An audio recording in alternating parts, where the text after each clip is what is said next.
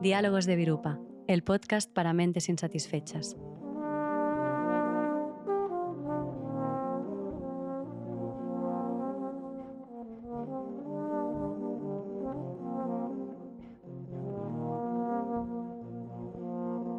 Más allá del enamoramiento, amor e interdependencia. Hola a todo el mundo, qué alegría que nos volvamos a encontrar ahí donde estéis. Y hoy yo estoy muy contenta en particular de volver a encontrarme con Lama Norbu para charlar sobre el temazo que nos ocupará hoy. Hola Lama, ¿qué tal? Muy bien, Gloria. Qué bien estar aquí contigo otra vez. Siempre es un gusto que hablemos juntos. Por si nos escucháis por primera vez, Lama es el maestro residente de Casa Virupa, una joven comunidad budista no monástica, un centro de retiros y meditación en Barcelona, y yo soy Gloria Cajigal, una de las integrantes de la comunidad, discípula y, si me permites, amiga íntima tuya, amiga íntima de Lama desde la adolescencia. Sí, hombre, claro. Y hoy, a ver, lo digo por algo, ¿eh? Lo digo porque Me la has amistad... permitido tú ser amigo íntimo. Sí, te lo he puesto difícil. Esto al revés. Sí, no, pero digo lo de la amistad, no lo diré siempre, ¿eh? Pero hoy lo digo porque será uno de los temas del episodio de hoy. Y me parece importante que podamos construir diálogos desde el cobijo de una amistad, ¿no? Desde luego. Entonces, hoy hablaremos de un tema que no nos ocupa tiempo, ni energía, ni espacio mental y físico, que no nos importa para nada. O sea, nada, que no ocupa nada. Básicamente vamos a hablar del amor, o lo que sea que entendamos por amor. Quizás mejor decir, vamos a hablar de apego y de relaciones sexoafectivas, de relaciones interpersonales. Hablaremos del amor romántico y de qué forma nuestro deseo se ha construido para que tendamos a jerarquizar y centralizar nuestros afectos en una sola persona. Hablaremos de los riesgos que entraña una apuesta así y cómo podemos ser más diestras y valientes amando desde una perspectiva dármica. Yo creo que es muy emocionante, ¿no? Entonces, bueno, vamos allá y como siempre, bueno, es el segundo episodio que hacemos, pero empezamos introduciendo el tema con un texto literario y esta vez es de la escritora Lydia Davis en la obra El final de la historia. Sabía que seguía vivo en alguna parte y pasé varios años en una ciudad que él seguramente visitaría, aunque mi barrio era una zona sucia y decrépita, portuaria. Pero mis esperanzas de verlo crecían cuando más me acercaba al centro de la ciudad. Me sorprendí a mí misma caminando detrás de una figura que me resultaba familiar, ancha, musculosa, no mucho más alta que yo, con el pelo liso y rubio. Entonces volví a la cabeza y la cara no se parecía a la suya, ni la frente, ni la nariz, ni las mejillas, todo feo de pronto por la única razón de que había sido suyo y ya no lo era. O desde lejos venía hacia mí un hombre que tenía su mismo porte, tenso, arrogante, o cerca, en un vagón de metro atestado, veía los mismos ojos azul pálido, la piel rosada y pecosa, o unos pómulos prominentes. Una vez los rasgos eran los mismos, pero exagerados, como si la cabeza fuera una máscara de goma, pelo del mismo color, pero más fino, ojos tan claros que eran casi blancos, frente y pómulos tan abombados que resultaban grotescos, carne descolgada de los huesos, labios apretados como en un arrebato de ira, el cuerpo ancho hasta lo absurdo. Otra vez, la versión de su cara era tan indefinida, tan tersa y franca, que vi cómo, con el tiempo, acabaría convirtiéndose en la cara que yo había querido tanto. Vi su ropa en mucha gente, de tela buena pero basta, a menudo raída o gastada, siempre limpia. Había llegado a creer, aunque sabía que era absurdo, que si un número suficiente de individuos vestían la misma ropa en el mismo sitio, él aparecería atraído por una especie de magnetismo. O imaginaba que un día vería a un hombre exactamente con la misma ropa que él, una chaqueta de cuadros roja de leñador o una camisa de franela celeste y pantalones blancos de pintor, o unos vaqueros con vuelta, y ese hombre tendría el pelo entre dorado y rojizo y peinado a un lado sobre la frente amplia, ojos azules, pómulos prominentes, labios duros, un cuerpo ancho y fuerte, un porte a la vez tímido y arrogante, y el parecido sería completo, hasta el último detalle, el toque de rosa en el blanco de los ojos, o las pecas en los labios, o la mella en la paleta, como si hubieran reunido todos sus componentes y solo faltara la palabra adecuada para convertir a ese hombre en él. Pues en esta novela, el final de la historia, la escritora Lydia Davis trata un desamor y de los esfuerzos de la autora, bueno, de la protagonista, por tratar de entender, por dilucidar qué fue lo que realmente falló u ocurrió en esa historia con un hombre menor que ella y que la abandonó. Y aunque a mí la verdad es que no me ha encantado y creo que mucha gente me detestará por esto, pero bueno, es lo que hay, sí que disfruté mucho de cómo nos abre las puertas este pensamiento obsesivo, neurótico, fragmentario, repetitivo, de quien ha sufrido un desamor o está transitando un duelo por una ruptura, cómo vuelve una y otra vez al mismo tema, a la misma persona, de formas completamente erráticas. Y, y creo que es terrible, ¿no? De qué forma nuestro presente lo ocupa un solo asunto que captura nuestro descanso, literal y metafóricamente. Entonces yo me pregunto, y te preguntaré, Lama, ¿por qué nos pasa algo así? ¿Cómo es que llegamos a este punto? Y peor, ¿por qué nos permitimos volver a este punto a lo largo de nuestra vida, ¿no? En las distintas rupturas que transitamos, como si no hubiéramos aprendido nada de la mecánica del sufrimiento? Pero sí que antes de responder a estas cuestiones, creo que puede ser útil que primero hables un poco del mecanismo de fijación que tenemos hacia las cosas. Porque sufrimos enormemente ante cualquier cambio que se nos presenta. Es un poco rescatar lo que hablamos en el anterior episodio, pero que sirva precisamente por eso, ¿no? Que sirva un poquito de engarce. Y luego ya te preguntaré por cómo en concreto esta tendencia a fijar, a pegarse, a eternalizar, se inmiscuye en nuestras relaciones sentimentales. Entonces, primera pregunta, puede ser un poco breve si quieres porque ya lo tratamos bastante, ¿no? Pero ¿puedes hablar de nuestra tendencia a fijar la experiencia, Ujú, sea cual sea esa experiencia? ujú. Sí, nosotros nos relacionamos con nuestro entorno de manera superficial, dice el budismo. Es decir, básicamente tenemos una mirada reduccionista, ¿no? No entendemos las cosas por lo que son, sino por las etiquetas que nuestra mente le ha impuesto, ¿no?, a la realidad, y por lo tanto al final acabamos siendo víctimas de ese etiquetado, y nos relacionamos con la realidad como si fuera las etiquetas, ¿no? Y esto es grave y evidentemente es problemático porque nos aleja de lo que realmente está pasando y de lo que realmente hay. Y esto para el budismo es seguramente el problema o el error más grave de lo que somos, ¿no? Ahora mismo, que es una cosa distanciada de lo que hay. Mientras haya esa distancia, sufriremos. Entonces, la tesis fundamental del budismo es esta. Entonces, precisamente porque estamos habituadas a fijar, porque estamos habituadas a vivir entre etiquetas, nos cuesta, nos sentimos cómodas ahí, nos familiarizamos con esa manera de relacionarnos con la realidad y nos cuesta que eso cambie, ¿no?, que eso se transforme. Em, Dijimos en el anterior podcast que era claro, como todo es transitorio, como todo es impermanente, a la mínima que te fijas, que agudizas un poco tu atención, ves cómo todo cambia.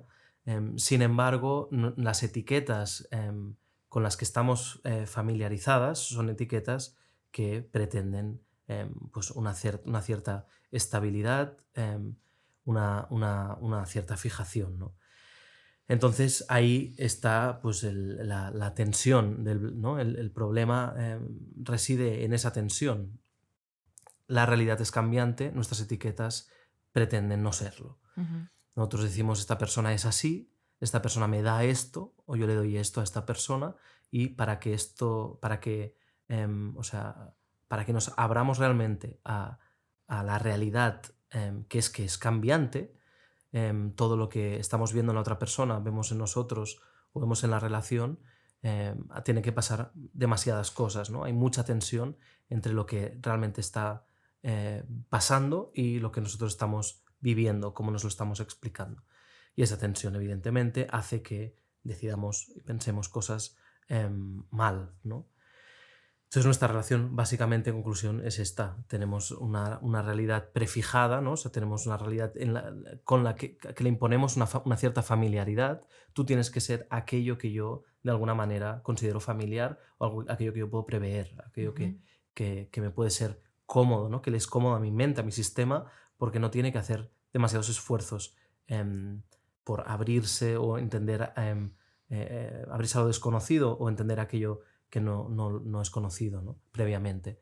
Entonces, vamos a hacer siempre mucha fuerza por intentar estirar la experiencia a la otra persona o la situación, a lo que sea. Vamos a intentar siempre hacer esfuerzo por estirarla a que tenga encaje con nuestra etiqueta, y por lo tanto vamos a forzar nuestras relaciones, a forzar nuestra vivencia de la realidad, y eso siempre es extremadamente traumático, es ir en contracorriente. Ujú. Vale. Yo creo que con esto podemos estar un poco mejor situadas y ahora ya estabas empezando a avanzar un poco la reflexión de esto, cómo se relacionaba con las relaciones personales. Pero entonces, sabiendo que tendemos a fijar la experiencia y ansiar de esta forma, veamos cómo se concretan las relaciones sexoafectivas.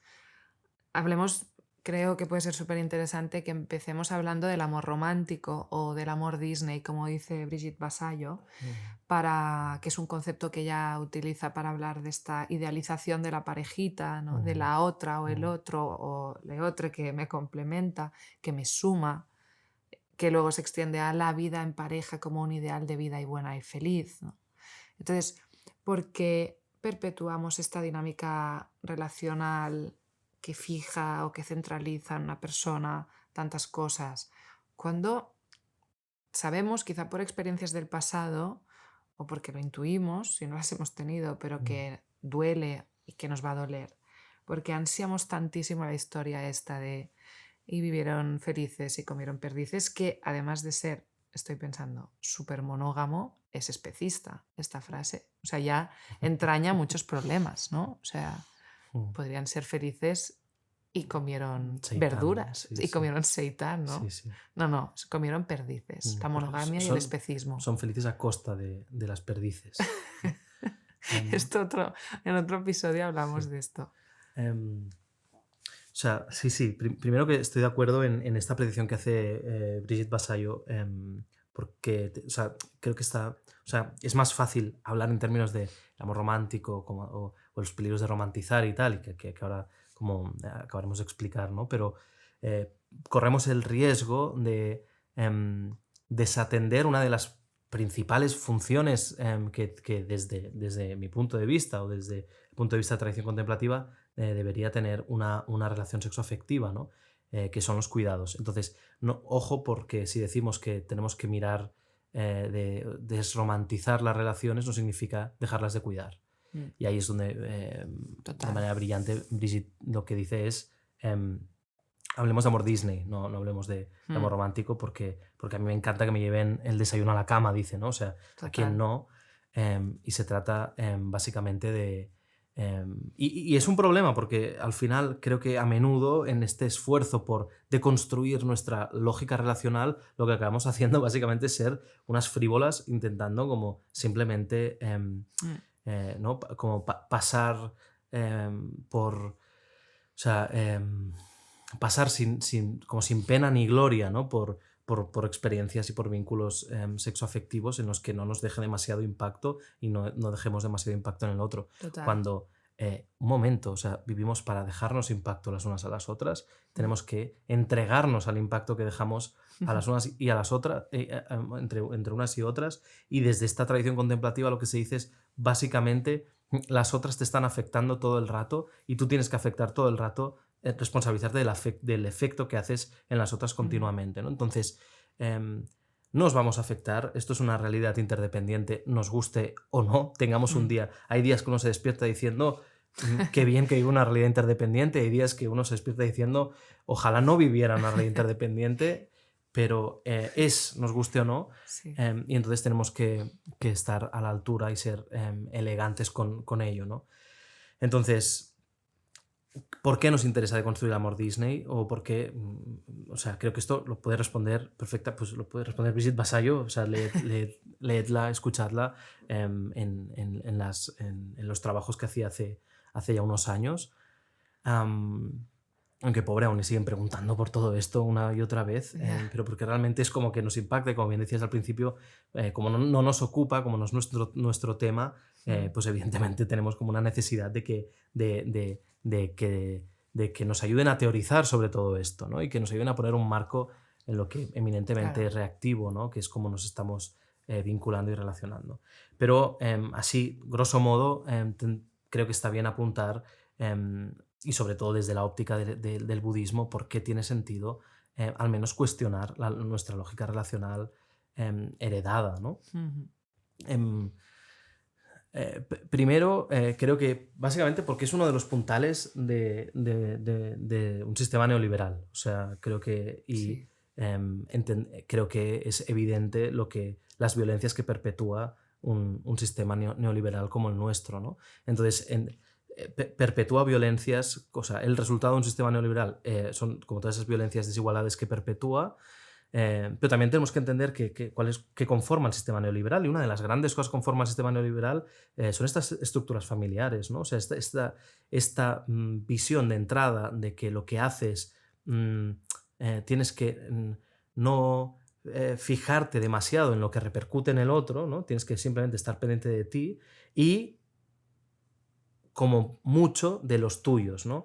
Y desde ese núcleo familiar separado del resto, em, pues se van construyendo los pequeños desastres Ujú. que al final acaban exponiendo, pues eso, como decía, las violencias que se perpetúan en nuestro día a día, ¿no? Cada vez estamos más separadas las unas de las otras, creo que también lo decíamos en el anterior podcast, ¿no? Cada vez nos sentimos como menos responsables de nuestras vecinas, ¿no? Y esto, evidentemente, es una cosa que se cultiva. Esta tradición contemplativa lo tiene clarísimo. Nuestra manera de mirar las cosas, de mirar las relaciones, de mirar. O sea, son básicamente hábitos, y igual que se han cultivado de una manera, se pueden cultivar de otra, ¿no? O sea, es en este sentido extremadamente esperanzadora es nuestra tradición contemplativa cuando nos habla de la capacidad transformadora y Ujú. flexible de nuestra mente, ¿no? Las liadas que ahora constituyen nuestra realidad son hábitos que se pueden transformar, ¿no? Entonces, nuestra mirada hacia las relaciones y hacia el otro, hacia la otra, son claramente transformables. Al final, que nos estemos relacionando de esta manera desde el budismo está clarísimo. Hay un egocentrismo imperante en nuestra existencia, nos creemos por encima, nos creemos centrales, y es siempre mucho más cómodo contar con otra persona que de alguna manera reafirma y apuntala esta vivencia de nuestro sujeto central y Mm. superior, ¿no? Y siempre es mucho más cómodo porque al final este tipo de engarce, de vínculo con la otra persona se cuece desde el enamoramiento, que es una. Y aquí quizás Sara Torres me quizás no le acabaría de gustar demasiado lo que voy a decir, pero Queremos mucho a Sara. queremos mucho a Sara, pero el enamoramiento es una vil enfermedad, ¿no? Entonces, el amor hay que celebrarlo, Sara, pero el enamoramiento es algo que te intoxica la mente, ¿no? Que te hace no tomar decisiones claras, que te hace exagerar y te hace ser peligrosa, ¿no? Este es el punto, o sea, te hace ser peligrosa, eres un peligro público cuando estás enamorada, tendrías que encerrarte en casa y no salir, ¿no? Tenía que haber centros de internamiento para gente enamorada, ¿no? Porque te puedes destrozar la vida, le puedes destrozar la vida a otra persona, Sí, ¿no? sí, sí. Entonces, es en ese ambiente hiper exagerado de las cualidades de la persona que te estás inventando, que tienes delante. El amor te conecta con la otra persona y luego lo hablaremos, pero el Ujú. enamoramiento te distancia de la otra persona porque básicamente exagera, ¿no? Entonces, las relaciones se cuecen en ese ambiente, ¿no? En ese caldo, ¿no? Em, ahí maduran las relaciones, por lo tanto, ¿qué puede salir de ahí? ¿Qué puede Ujú. salir de una serie de decisiones y de fundamentos tan intoxicados como los que puede propiciar un enamoramiento, ¿no? Entonces, tomamos decisiones que son precipitadas, asumimos cosas en relación al otro, en relación al futuro, en relación a la vida, que pasan por esa intoxicación, que básicamente, y esta es la clave de todo, y por eso el enamoramiento es tan peligroso, porque surgen y redundan en el egocentrismo. O sea, al final surgen del egocentrismo porque te apetece ver aquello, como tienes este sesgo de confirmación, ¿no? De reafirmación, o sea, ves en el otro aquello que quieres ver, que te va bien a ti, o sea, eso que te complementa, eso que te hace ser mejor en lo que fuera, ¿no? Te has enamorado de otra persona porque pues eso, te conecta también, ¿no? Con un mundo que querías explorar en algún momento, con un arte que querías explorar en algún momento, con un ámbito de la vida que querías explorar en algún momento, ¿no? Y eso como que acelera y eso emociona muchísimo. O sea, en realidad es, y de nuevo cito a Sara en algunas de las entrevistas que le han hecho, ¿no? Es un tema de capital social, ¿no? O sea, sirve para eso la otra persona, básicamente, y nosotros diríamos, es decir, para apuntalar el personaje, para apuntalar. Entonces, sale de ahí, pero luego redunda ahí, es decir, luego el día a día ya no, más allá de los diferentes desamores en relación al enamoramiento, ¿no? O sea, como las bajonas que ya has tenido con esa relación, y que quizás no era para tanto, jamás lo es, ¿no? Acaban siendo puntales de la familiaridad y de una especie de bienestar mediocre, ¿no? O sea, la otra persona acaba como siendo aquello que de alguna manera, y ahí es cuando empezamos a cerrar la mirada y a fijar, ¿no? O sea, ya no es aquello que te estira mundos nuevos, pero que solamente servían para potenciar tu personaje, sino que se acaba convirtiendo en algo que tiene que estabilizar tu personaje, ¿no?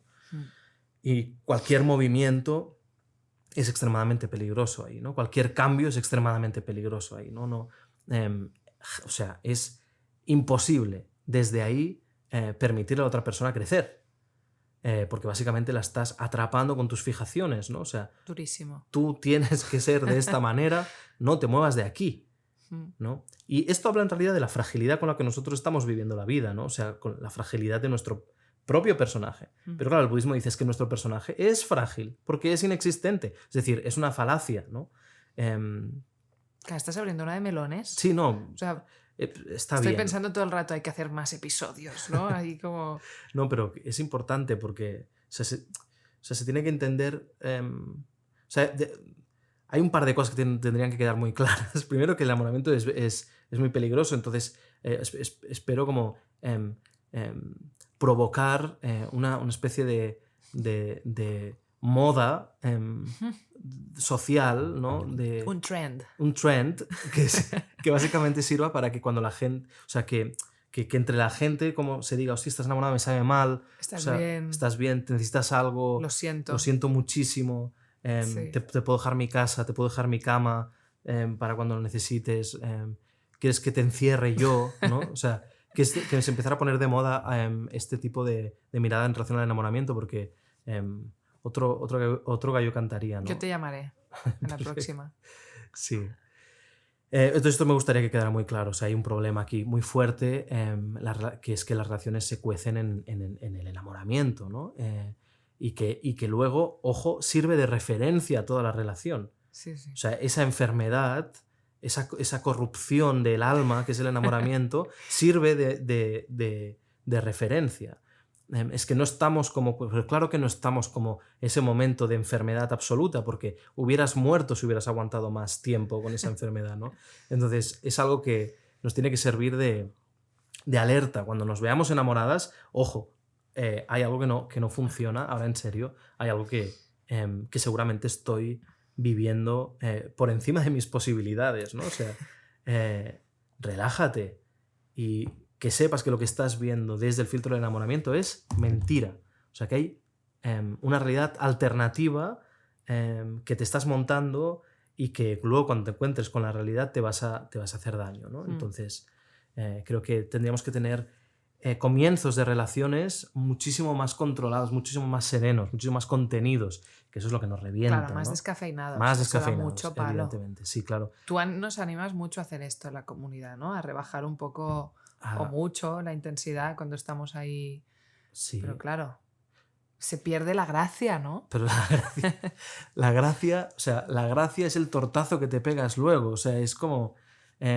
y claro, que nosotros quizás lo vemos desde un punto de vista un poco diferente, porque es como, bueno, la vida es esto, ¿no? Sus subidas, sus bajadas, ¿no? Sus escaladas y sus trombazos, ¿no? Es que si somos conscientes del ruido que genera el tortazo, que el ruido que genera la caída, y cuando digo ruido quiero decir, o sea, aquello que queda en el clima, que luego desde ahí o sea, creemos que aprendemos cosas o desde ese filtro nos seguimos relacionando con la realidad. Es decir, de verdad, desde el sufrimiento que comporta darte de bruces con la realidad una y otra vez, es muy difícil tener experiencias lúcidas y por lo tanto es muy difícil, por ejemplo, ser de utilidad para los demás. O sea, si todo el rato estamos sorprendiéndonos con la realidad y sufriendo por el desencaje o el desajuste con la realidad, vamos a ser de muy poca utilidad para los demás. No solo podemos ser de utilidad para los demás si realmente tenemos una mirada cuerda y arraigada a lo que es, a lo que de verdad está pasando. Si nos estamos alejando continuamente de eso y casi que ya nos entregamos a esa distancia, qué bonito es enamorarse, para luego volver a ella de bruces, ese ruido, ese impacto, luego no nos deja igual. Desde ahí somos de poca utilidad para los demás. Somos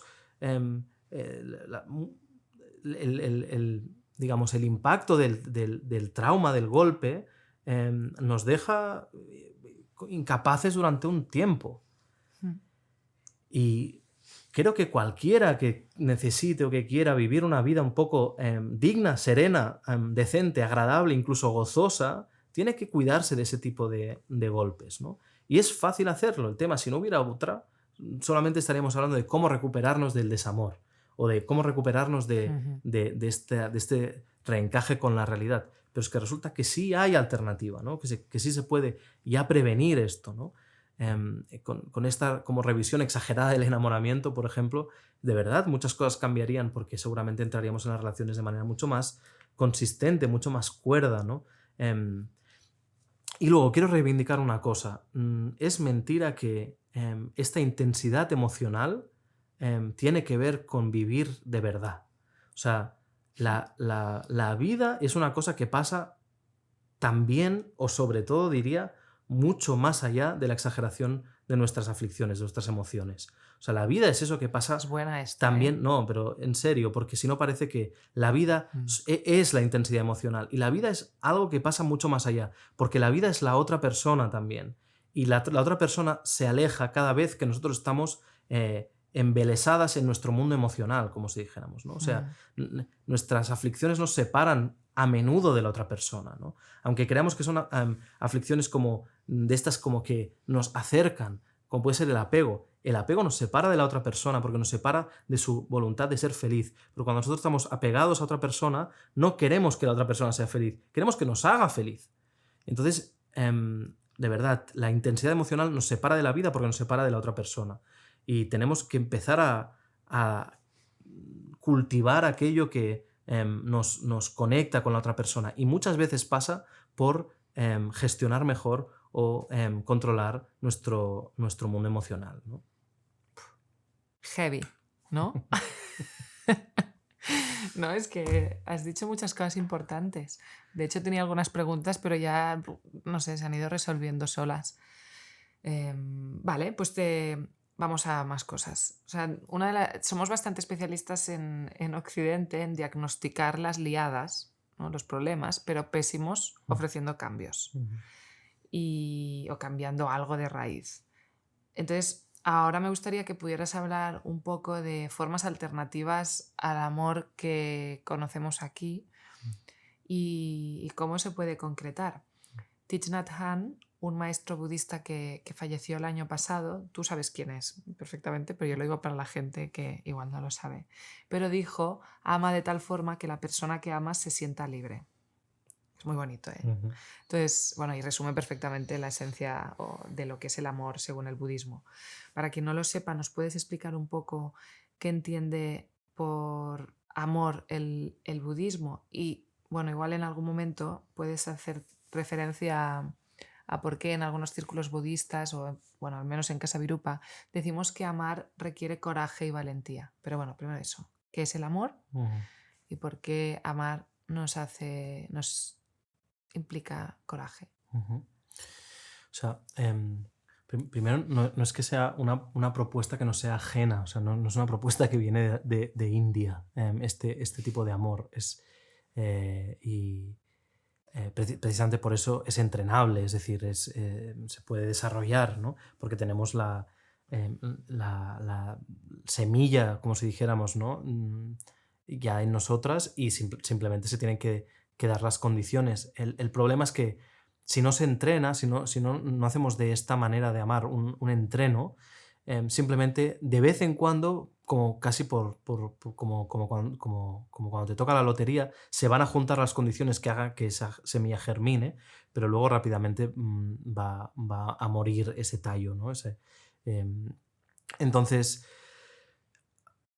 la mirada de benevolencia que tiene esta tradición contemplativa, y el amor para nosotros es esto, es, em, es algo que cada una de nosotras ha podido identificar en algún momento de su vida, o sea, en alguna situación con alguien. Es ese momento mágico en el que lo más importante es que la otra persona, quien está delante, em, sea feliz o esté bien del todo, Ujú. ¿no? O sea, ese impulso genuino que tenemos por em, desplazarnos un momento de la ecuación y hacer que sea la otra persona quien ocupe el espacio, ¿no?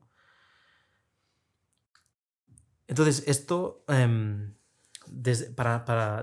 sea, para nuestra tradición contemplativa es importantísimo cultivarlo. Primero porque una mente despierta, que sería como nuestro objetivo, una mente que tiene todas sus cualidades desarrolladas, esta mirada o esta cualidad abunda, ¿no? O sea, la manera de relacionarse una persona despierta, alguien que ha podido trascender sus velos, sus limitaciones, sus aflicciones y tal, es básica. La manera de relacionarse con los demás es desde aquí, ¿no? Ujú. Por lo tanto, es como un resultado y por lo tanto tenemos que emularlo o simularlo, ¿no? Los que nos interesa este objetivo y queremos tener una mente totalmente cuerda, ¿no? Ujú. Pero luego, porque evidentemente a un nivel como más relativo, a un nivel como más aterrizado, el efecto que tiene en nuestra vida empezar a mirar nuestras relaciones desde esta benevolencia es absolutamente transformador. O sea, nos permite relacionarnos, como dice Thich Nhat Hanh, de una manera más libre. Pero porque desearle la libertad a la otra persona en realidad es darnos a nosotras mismas esa libertad, ¿no? Cuando estamos transformando la mirada de apego hacia la otra persona, ¿no? Y el apego, como decíamos antes, aquello que en última instancia nos está favoreciendo a nosotros, o sea, es un puntal para nuestra identidad. Yo te quiero porque en realidad me eres necesaria, ¿no? O sea, porque te necesito para poder sentirme pleno, ¿no? Por lo tanto, mi felicidad depende de ti, ¿no? Esta sería la lógica Ujú. del apego. Por otra parte, esto nos hace sufrir en última instancia, ¿no? Por lo tanto, si yo en vez de mirarte de esta manera empiezo a desearte que estés bien y que seas feliz más allá de mí, que seas completamente feliz, aunque no pase por mí, lo que estoy dándote no solamente es libertad a ti, pero Ujú. lo más importante es que en última instancia me estoy dando libertad a mí. O sea, me estoy permitiendo liberarme de esta dinámica de sufrimiento, ¿no? Entonces, el amor para el budismo es la mirada como sincera que ofrece, como si dijéramos, felicidad a la otra persona, ¿no? Que pretende que la otra persona esté bien y lo hace de manera desinteresada, lo hace de manera no egocéntrica, ¿no? Y como hemos dicho en diferentes ocasiones, tanto en este capítulo como en el anterior, el egocentrismo es uno de los enemigos públicos principales del budismo. Entendemos que es una de las grandes fuentes de sufrimiento, sino Ujú. la gran fuente de sufrimiento. Por lo tanto, todo lo que atente contra el egocentrismo nos interesa. Y la mirada benevolente, la mirada amorosa, es un ejercicio que debilita el egocentrismo porque de golpe no estás mirando a otra persona básicamente por ti, sino que lo estás haciendo por ella, ¿no? Y aunque siempre hay, evidentemente, como atisbos de ese egocentrismo en todo lo que hacemos hasta que nos liberemos de manera última de él, todo lo que decante la balanza hacia más altruismo o poner a otra persona en el centro, mejor, ¿no? en nuestra batalla, en nuestra guerra contra el egocentrismo. ¿Y lo del coraje? ¿Por Claro, qué amar requiere coraje? amar requiere coraje porque, o sea, podríamos plantearlo de entrada desde lo que estaba diciendo, que es una práctica que atenta contra el egocentrismo. Esto hace, evidentemente, que no sea solo cómodo y fácil amar, Claro. a veces es extremadamente exigente ofrecerle a la otra persona esa libertad y salir de en medio, ¿no? O sea, es muy exigente y para eso hace falta que tengas mucho coraje. Pero también me gustaría explicar cómo el gesto de amor o de maitri en sánscrito, ¿no? Es lo que suele preceder a una cosa que es interesante en nuestra tradición contemplativa, o fundamental, que es karuna, que es la compasión, ¿no? En el río de Maitri, ¿no? Como surca karuna, por decirlo así, ¿no? O sea, en el río del amor, por el río del amor pasa la compasión, ¿no? No hay una cosa sin la otra. Si no puedes desear al otro que sea feliz, es muy difícil que desees que el otro se libere del sufrimiento, que es como nosotros entendemos la compasión. Entonces, siendo un precedente el amor de la compasión, que es casi diría el gesto maduro último del altruismo, ¿no? Hace falta mucho coraje para estar de verdad conectado con la felicidad, o responsabilizándonos de alguna manera o entregándonos de alguna manera a que la otra persona sea totalmente feliz, porque significa eso conectar con toda la dimensión y la profundidad de su sufrimiento, ¿no? Entonces, si amas de verdad, entiendes y sostienes de verdad el sufrimiento de la otra persona. Y eso significa, en realidad, algo que es tan antiintuitivo, contraintuitivo para lo que nosotros, para nuestro modus operandi, ¿no? En Occidente. O sea, estamos siempre rehuyendo el sufrimiento y somos pésimas gestoras de nuestro propio sufrimiento. Y pues esta tradición contemplativa dice lo que tiene sentido en última instancia es ser hábil gestionando nuestro sufrimiento, sobre todo para poder sostener el sufrimiento ajeno de la otra, ¿no? De la otra persona. Y para eso hace falta mucho coraje, ¿no? Es atender a nuestra vulnerabilidad, reconocer esa herida compartida con otra persona y claramente significa transformar nuestra vida, porque nuestra vida está construida por esta huida constante en relación al sufrimiento. Y este es el cambio que propone esta tradición contemplativa. No solamente no tenemos que huir del sufrimiento, sino que tenemos que enfangarnos ¿no? Tratarlo, entenderlo, examinarlo, comprenderlo hasta la saciedad, ¿no? Porque así podremos de verdad sostener esta herida compartida, ¿no? Y podremos sostener entonces el sufrimiento de la otra persona, que es el último gesto de amor para esta tradición. Qué bonito, muchas gracias. Pues para ir perfilando el final, hablemos de las amistades, de amar distribuyendo nuestros afectos. Cito a Brigitte Vasallo, es como nuestra gurú hoy aquí.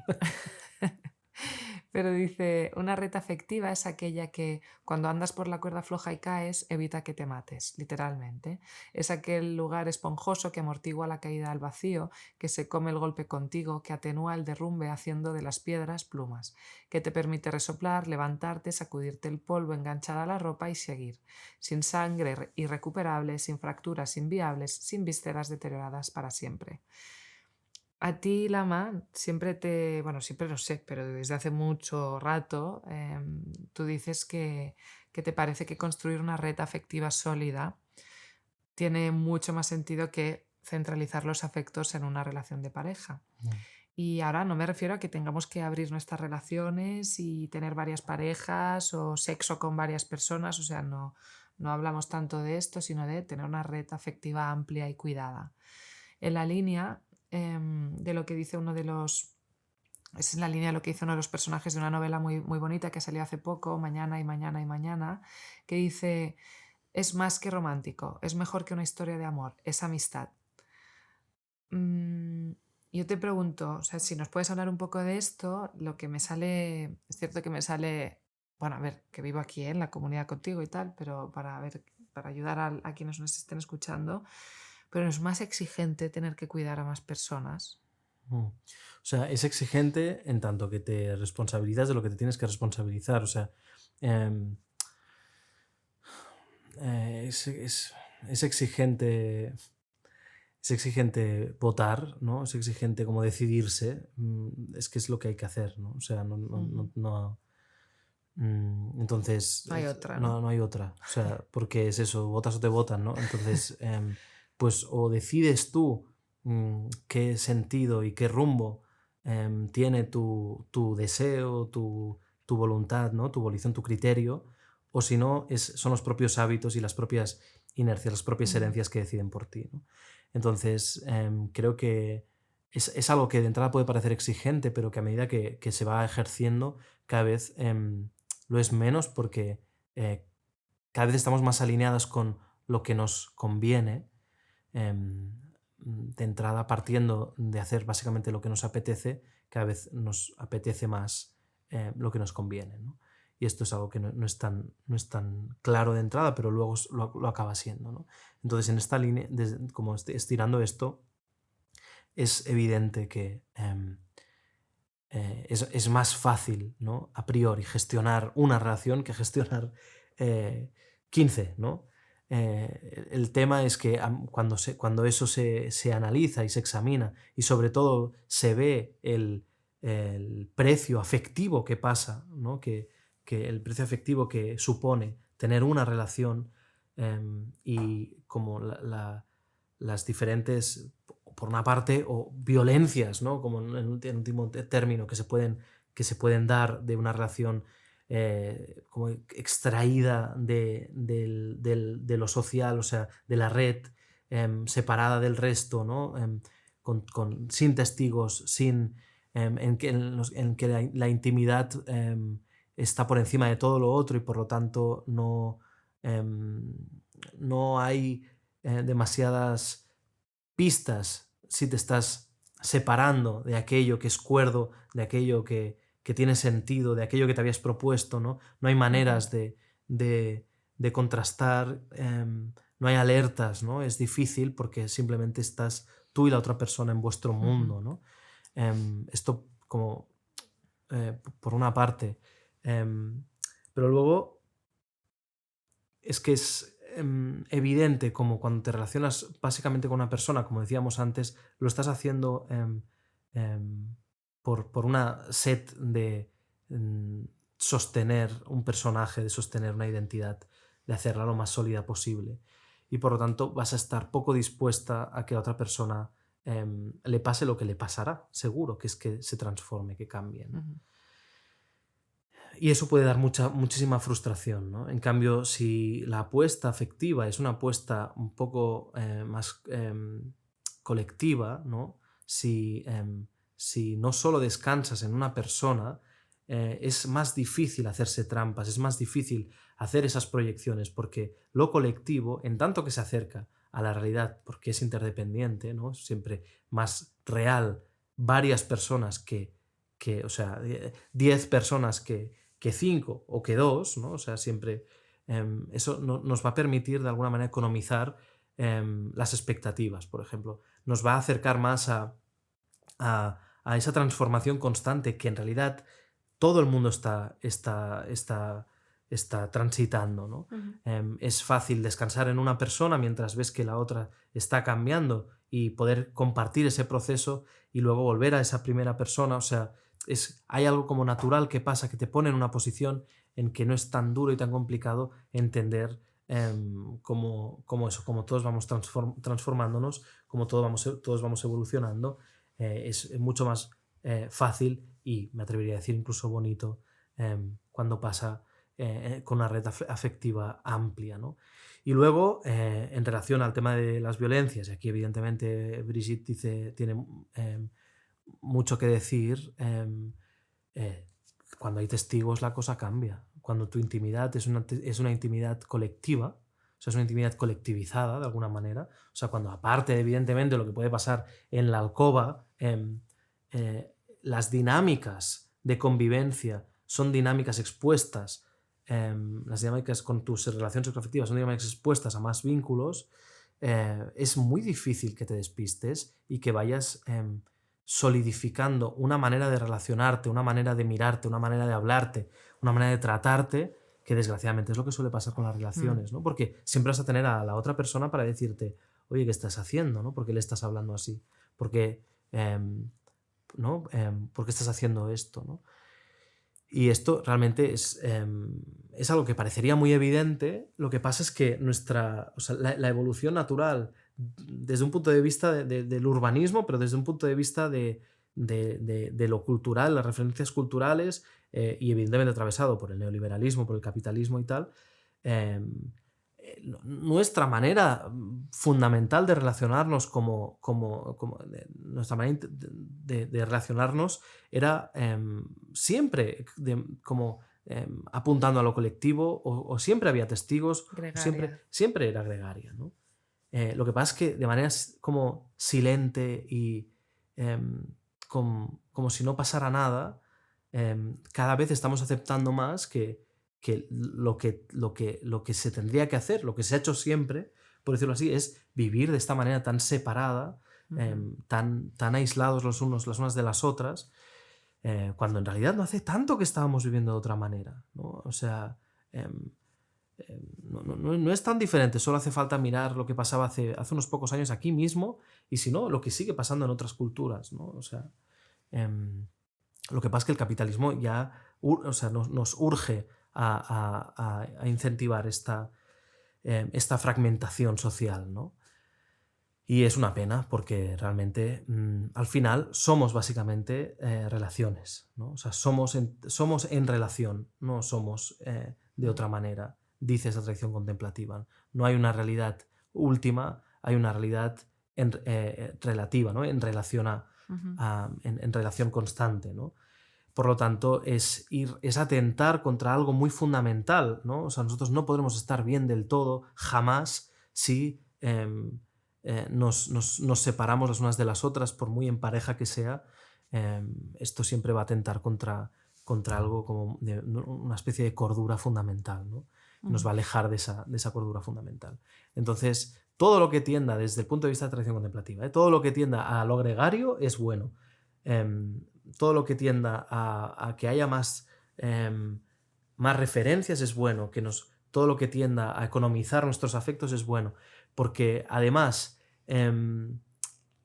vamos siempre a estar cultivando algo que es peligroso, que es la lógica discriminativa, dice esta tradición, que es no hacer esfuerzos por mirar más allá de nuestros apetitos. O sea, cuando te expones a más gente, cuando te expones a más vínculos, hay veces que tienes que simplemente sostener aquello que no te parece lo más apetitoso, lo más apetecible del mundo, ¿no? Pero no es tan grave, ¿no? Puedes sostenerlo. Estamos viviendo siempre una lógica en que hay que priorizar y defender nuestros apetitos por encima de todo, de todo lo demás, ¿no? Y la propuesta, por ejemplo, de vida en comunidad o la propuesta de unas relaciones más entregadas a más de un vínculo, ¿no? Te permite a veces tener que sostener cosas que no te apetecen y punto, y eso te hace una mente más flexible, te hace una mente mucho más agradable, mucho con la que te apetece estar también, ¿no? Cuando te la encuentras, cuando y deja de potenciar esa mirada discriminativa, ¿no? De lo que esto sí, esto no, esto me gusta, esto no me gusta. Empiezas a tener un criterio mucho más flexible. O sea, en realidad, todo son ventajas cuando nos abrimos digamos, a una lógica más colectivista, ¿no?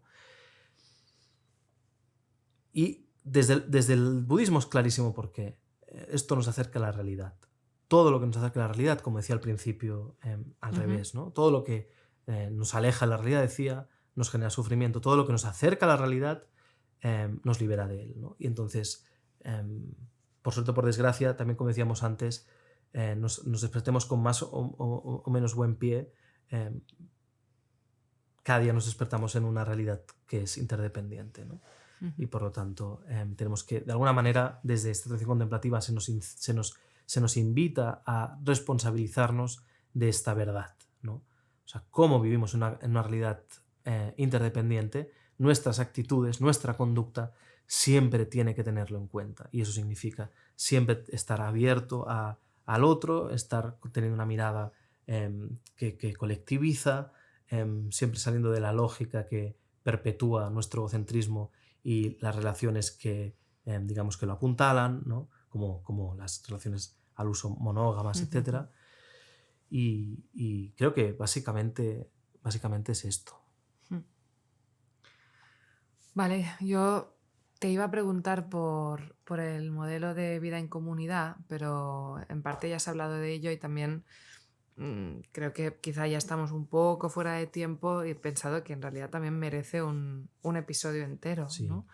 Por todas las implicaciones, tanto espirituales como políticas, de una propuesta así. Sí que, bueno, para quien no lo sepa, Casa Virupa está constituida como, bueno, es una comunidad, entonces aquí vivimos entre gente que forma parte de la comunidad, gente que está haciendo postulancia, es decir, que están intentando, queriendo formar parte de la comunidad. Somos unas 14 personas, más o menos. Entonces, bueno, nuestro día a día pasa por mucha convivencia, trabajo, ocio, juntas.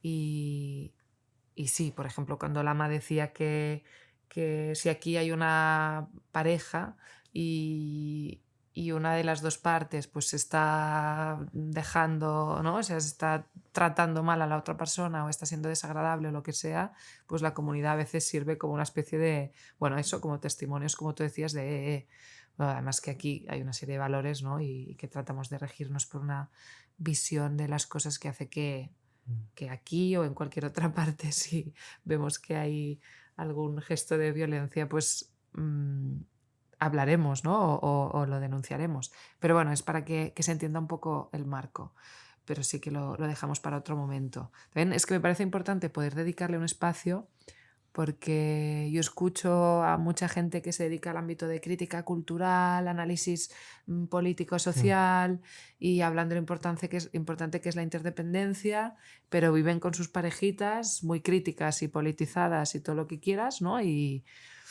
no, o sea, realmente hay casi ningún ejemplo de apuesta comunitaria, ¿no? O parece como una cosa muy hippie volada.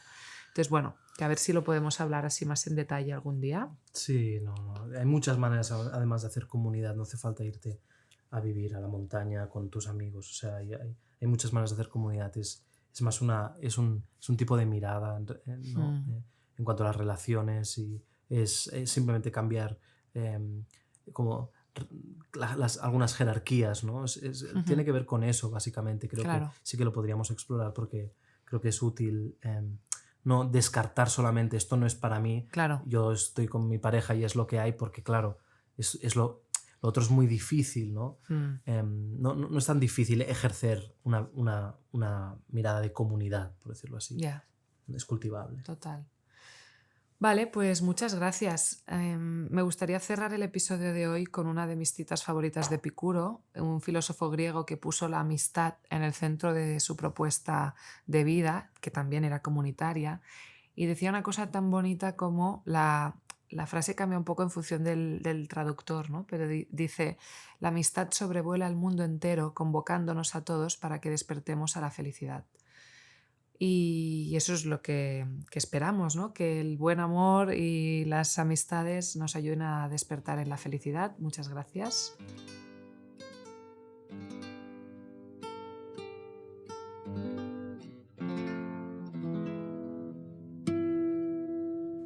Y en el apartado de recomendaciones literarias, hoy hemos citado El final de la historia de Lydia Davis, Pensamiento monógamo, terror poliamoroso de Brigitte Vasallo, Mañana, mañana y mañana de Gabriel Cebin y un fragmento de Filosofía para la felicidad publicado por Errata Naturae que recoge textos atribuidos a Epicuro.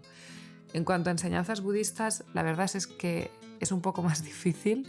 Dzongzar Khyentse Rinpoche dice que se habla del amor, pero como de algo que se debe evitar, ¿no? O sea que de amor, relaciones interpersonales y tal no se trata tanto, pero Del enamoramiento. bueno, sí, o sea, sí, sí, vale. O sea, mierda. es la tradición del amor. Buda es el representante del amor. Vale, pero eso, que del enamoramiento, de cosas que hemos tratado aquí no se trata explícitamente, pero sí que hay un par de enseñanzas que están en YouTube o que podéis pedir que os recomendamos. Una es de Dzongzar Khyentse Rinpoche, El amor y las relaciones según el budismo. Yo creo que es un vídeo que se lo pases a quien se lo pases gusta e interesa. Y luego en Casa Virupa hizo la Mayo unas enseñanzas súper interesantes que se llamaban El amor indomable, que trataron el asunto muy en detalle. Si os interesa podéis escribir a Casa Virupa y que os explicarán cómo acceder a ellas. Y entonces ahora, Lama, si quieres, para cerrar, una recomendación musical. Aprovecho que una amiga del proyecto acaba de sacar un disco que es Sofía Boros, para recomendar una canción que sale en su disco que se llama El abrazo. No podría ser de otra manera, porque al final el amor se tiene que ejercer y hay pocos gestos equiparables a este del abrazo. Entonces os querría recomendar esta canción, El abrazo, de Quique Sinesi, compositor, tan preciosamente interpretada por Sofía a la guitarra. Que tengáis un muy buen día. Muchas gracias, Lama.